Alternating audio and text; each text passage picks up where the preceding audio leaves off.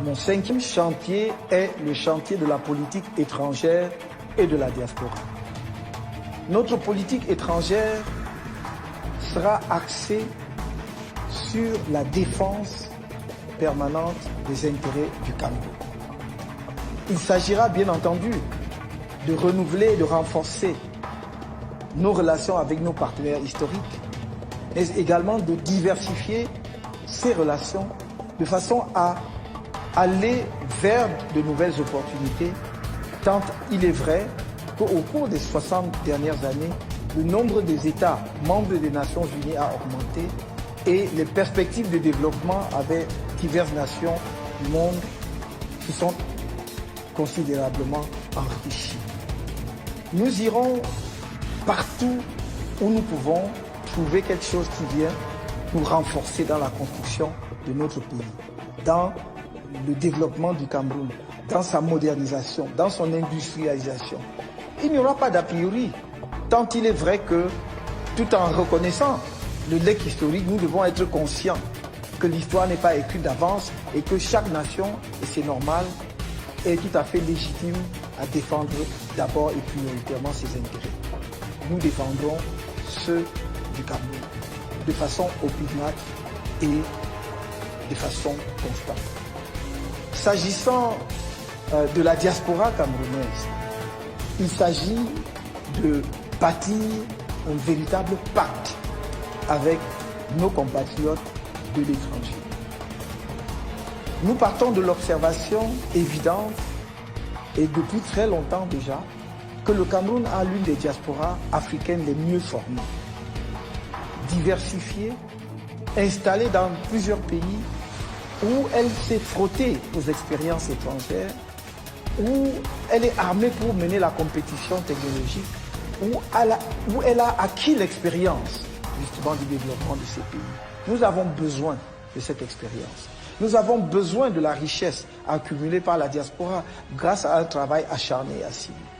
C'est pour cela que, pour faciliter justement leur contribution à la modernisation du pays, nous allons très rapidement faire passer, soumettre à l'Assemblée nationale en tout cas, au Parlement, un projet de loi sur la double ou la plurinationalité.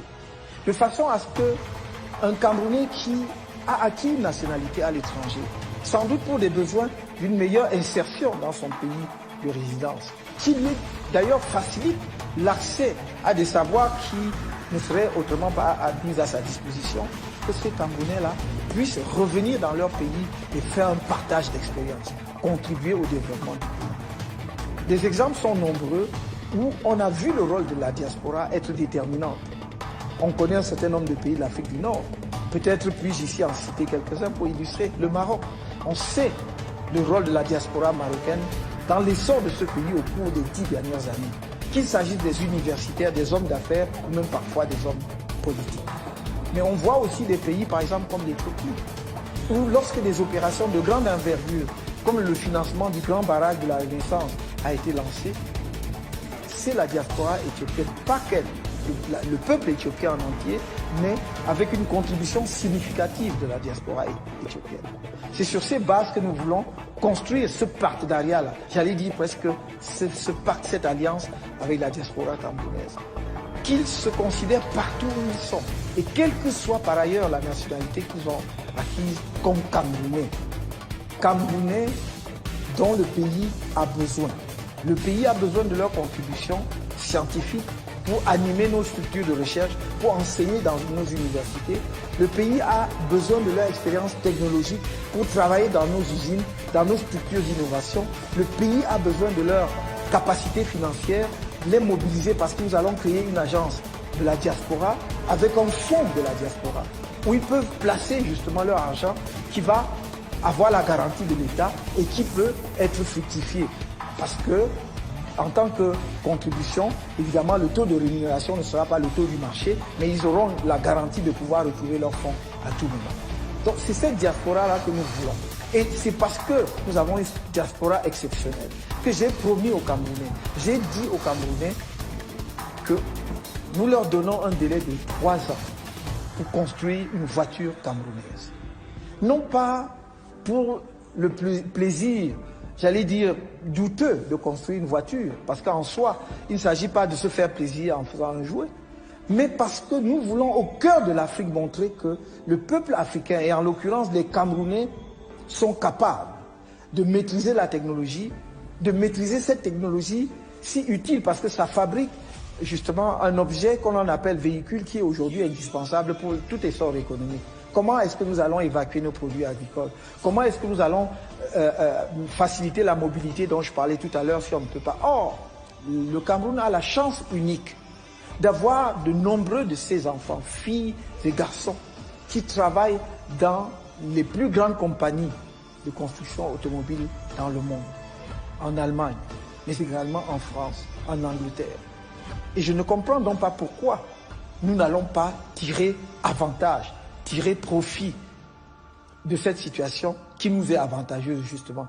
D'autres ne le font peut-être pas parce qu'ils n'ont pas la ressource humaine pour le faire. Nous avons la ressource humaine pour le faire.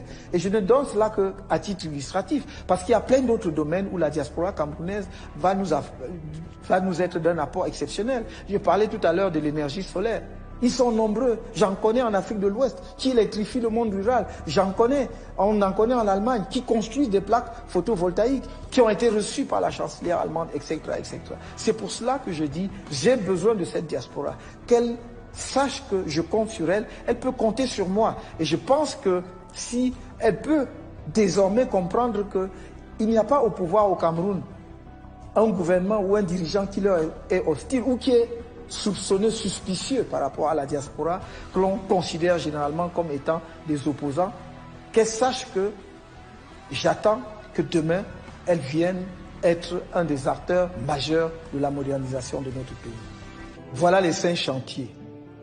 Ils sont immenses, à la mesure du défi lancé à notre pays, mais aussi à la mesure de l'ambition que nous portons pour lui. Bien sûr, les contraintes de temps ne m'ont pas permis d'aller en détail, mais croyez-moi que chacun de ces chantiers est infiniment plus riche et plus détaillé que ce que j'ai pu vous dire dans le laps de temps de cette présentation orale. Vous trouverez un programme beaucoup plus fourni, beaucoup plus détaillé dans une version écrite qui sera disponible en version électronique comme en version papier dans les semaines à venir et en tout cas avant la période cruciale de la grande campagne électorale ouverte à tous. Avec cela, nous avons un horizon radieux devant nous.